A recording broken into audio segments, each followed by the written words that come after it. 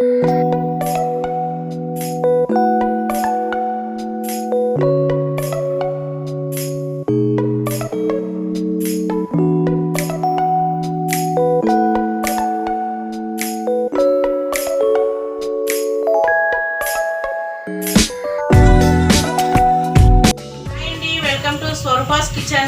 అందరూ ఎలా ఉన్నారండి? బాగున్నారు కదండి? భగవంతుడి దేవుని అందరూ బాగుండాలండి, అందరూ ఆరోగ్యాలు బాగుండాలి.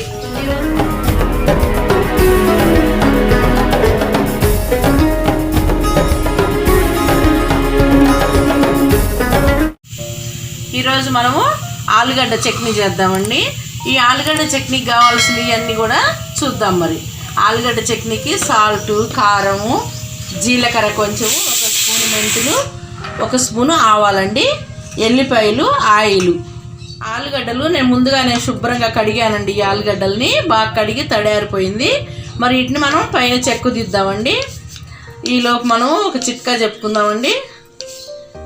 మనము నిమ్మకాయలు ఉంటాయి కదండి, ఆ నిమ్మకాయల్ని న్యూస్ పేపర్ ఉంటుంది కదా, ఆ న్యూస్ పేపర్లో చుట్టి పెట్టండి. ఫ్రెష్గా ఉంటాయి. 20 రోజులైనా 15 రోజులైనా కూడా కాయి ఇప్పుడు చెట్టుకు తెంపినట్టుగానే చాలా ఫ్రెష్గా ఉంటాయండి. ఇట్లన్నీ చెక్కు తీసి శుభ్రంగా కడిగేసానండి, తడి లేకుండా ఆరిపోయింది. ఇప్పుడు మనం సన్నగా ముక్కలు కట్ చేసుకుందామండి. చక్కగా ముక్కల్ని కట్ చేసుకొని ఆయిల్ డీప్ ఫ్రై చేద్దాము. పచ్చడి పెట్టుకుంటున్నాం కదండి, ఇది 10 రోజులైనా నిల్వ ఉంటుంది. చక్కగా 10 రోజులు 15 రోజులు నిల్వ ఉంటుందండి పచ్చడి. చూడండి, నేనైతే ఈ సైజులో కట్ చేస్తున్నానండి. ఎవరి ఇష్టం వాళ్ళది. కావాలంటే మీరు ఇంకా సన్నగా కూడా చేసుకోవచ్చు. తొందరగా వేయించుకోవాలనుకుంటే గోల్డ్ కలర్ వచ్చే వరకు యాగాలి. సిమ్ములో పెట్టుకొని వేయించుకోవాలి. మనం హైలో పెడితే మాడిపోతాయండి, నల్ల పడతాయి. కానీ మాడిపోయినట్టు అవుతాయి, నల్లగా అయ్యి సరిగ్గా యాగవండి ముక్కలు. అందుకే సిమ్ములో పెట్టుకుంటే చక్కగా ఎగుతాయి. ఇప్పుడు మనము స్టవ్ వెలిగించుకుందామండి. ఆలుగడ్డ ముక్కలు వేయించుకోవాలి కదా. స్టవ్ వెలిగించి కొంచెం ఆయిల్ కాగనిద్దామండి. ఆల్రెడీ ఆయిల్ పోసానండి ఒక బాండీలో. ఈ ఆయిల్ కాగాక డీప్ ఫ్రై చేద్దాం. అయ్యి పచ్చడికి మనం ఉసిరికాయలు పచ్చడి పెడతాం కదండి, ఉసిరికాయలు వేయించుకుంటాం కదా, అలాగే వేయించుకుందాము.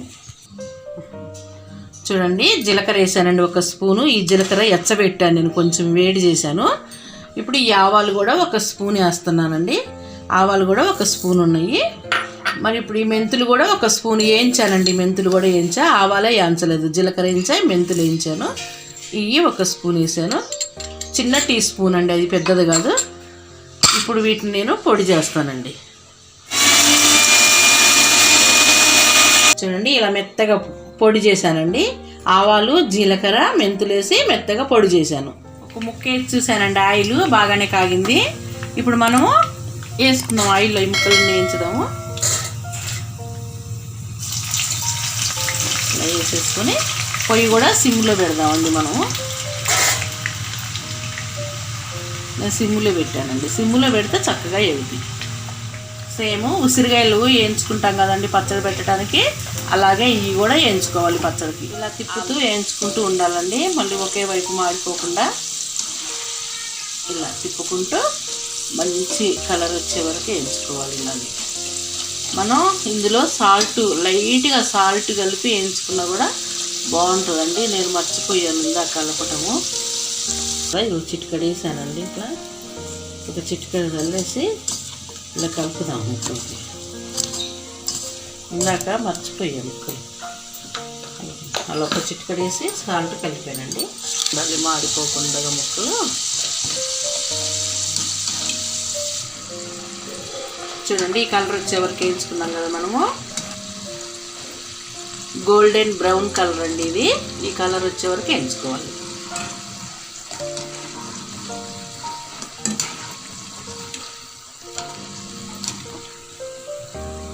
తీద్దామండి, తీసి బౌల్లో తీసేద్దామండి ముక్కలు. ఇలాగే మొత్తం వేయించేసుకోవాలండి మనం. ఇదే కలర్లో మనం చేసిన ఆలు ముక్కలన్నిటిని కూడా ఏం చేసుకుందాం చక్కగా.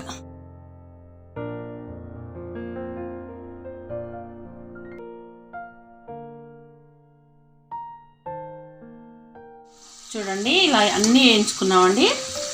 ఆలుగడ్డలన్నీ ఇలా వేయించేసుకున్నాము. మొత్తం వేగిపోయాయి. ఇప్పుడు నేను ఇందులో తీసేస్తున్నాను. బౌల్లో తీస్తున్నా చూడండి. చూడండి ఈ ఎల్లిపాయలు వేసానండి. ఈ ఎల్లిపాయలని ఒక్క రౌండ్ తిప్పుదామండి మనం, ఒక్కటే పలుకులుగా.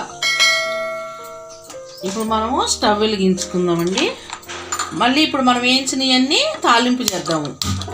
ఎల్లిపాయ అదేసి తాలింపు చేద్దాం. ఎల్లిపాయ తాలింపు గింజలు మనం ఇప్పుడు ఇందులో ఈ ముక్కల్లో అండి సాల్ట్ అన్నీ కలుపుదామండి. ఇందాక చేసిన కారం మొత్తం కలిపేద్దాం. ఇప్పుడు చూడండి దీనికి కొలతలు ఏమి ఉండవండి. మీరు ఎన్ని ముక్కలు ఉంటాయో దానికి అంతా సరిపోరు. మీరు ఎంత కారం తింటారో ఎంత ఉప్పు తింటారో కలుపుకోవచ్చు.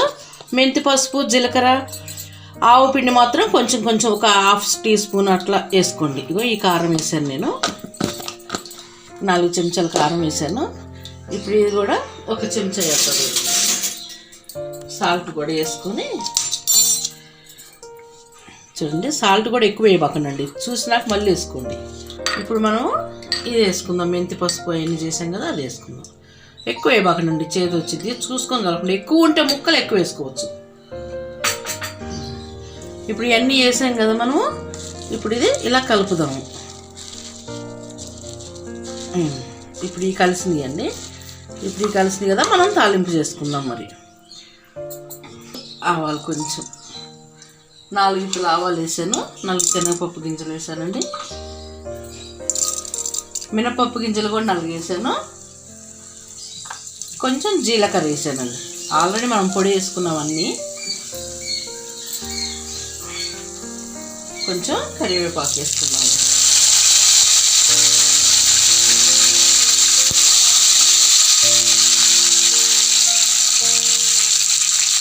ఇప్పుడు ఈ ఎల్లిపాయ కూడా ఇందులో వేసేద్దాం మనం.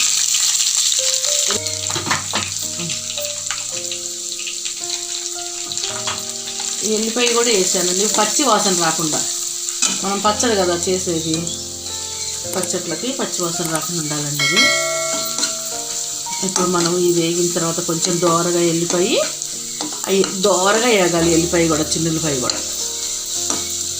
ఇది వేగిన తర్వాత మనం ఈ ముక్కలు కలిపి నీళ్ళు పోసేసుకుందాం. ఆయిల్ చాలకపోతే మళ్ళీ వేసుకోనండి, ఎక్కువ పట్టదని నేను మొత్తం తీసేసాను. కావాలంటే కొంచెం వేసుకోవచ్చు. ఇది పల్లి నూనెతో అయితే ఇంకా టేస్ట్ ఉంటుందండి చక్కగా. పల్లీల నూనె అయితే మనం ఏదైనా చట్నీలు చేస్తే పల్లీల నూనె వాడుకుంటే బాగా రుచిగా ఉంటుంది.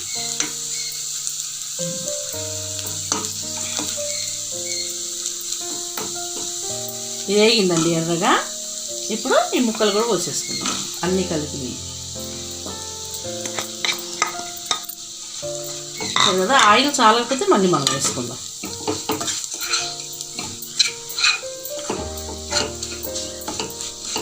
ఆయిల్ సరిపోదండి, మొత్తం పీల్చేసింది. కారం ఉప్పు అన్నీ వేసాం కదా, మొత్తం లాగేసింది. పచ్చడి కదా, కొంచెం ఆయిల్ ఉంచుదాం. ఇది ఫ్రై లాగా అయింది, చట్నీ లాగా లేదు. కొంచెం వేద్దాం ఆయిల్.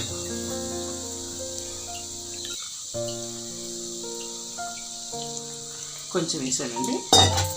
ఆయిల్ కాగిన నూనె కదండి, ఇందాక మనం ముక్కలు వేయించాం కదా, కాగిన నూనె పోసా. పచ్చి నూనె అయితే కాదండి. పచ్చి నూనె యాడ్ చేస్తే మళ్ళీ పచ్చిగా స్మెల్ వచ్చి తీసేస్తున్నానండి. బంద్ చేసేసాను స్టవ్ కూడా. ఇలాగే మగ్గితే ఉప్పు కారం అన్నీ చక్కగా చట్నీ మగ్గిపోద్ది. ఇందులో కొంచెం లెమన్ జ్యూస్ 2 బొట్లు వండుతాను చూడండి. ఒక్క రెండు చుక్కలు ఇలా చాలు టేస్ట్ కోసం. ఈ చట్నీ మీకు 10 రోజులు 15 రోజులైనా నిల్వ ఉంటుందండి. అది పచ్చడి రెడీ అయిపోయింది. చూసారు కదండి, ఈ ఆలుగడ్డ చట్నీని ఎంతో రుచిగా ఉంటుందండి, బాగుంటుంది. మీరు ట్రై చేయండి. ట్రై చేసి మీ కామెంట్లలో చెప్పండి, టేస్ట్ చేసి. మీకు కనుక నచ్చినట్లయితే ఈ వీడియో లైక్ చేయండి, షేర్ చేయండి, సబ్స్క్రైబ్ చేయండి. అందరికీ థ్యాంక్ యూ అండి. సపోర్ట్ చేసే అందరికీ థ్యాంక్ యూ అండి.